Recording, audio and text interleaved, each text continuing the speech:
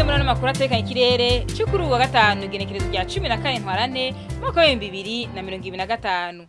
Mu gitondo hitezwe imvura hacemwe n'ibihe by'izuba mu ntara za Makamba, Bururi na Bubanza. Mu zintara zisigaye hitezweyo ikirere kiri mu izuba n'ibicu bike bike. Ahazoba hakanye gusumba handi ni mu ntara ya Bururi aho ipimo byo degrees Celsius 13. Kumwigamo naho haritezwe imvura hacemwe n'ibihe by'izuba mu ntara zose zigize igihugu cacu. Iyo mvura ikazokumvikanamwo imituragaro mu ntara za Rutana, Rumonge na Cibitoke. Ahazobashushe gusumba handi naho ni mu ntara ya Cibitoke aho ipimo byo degrees Celsius 30.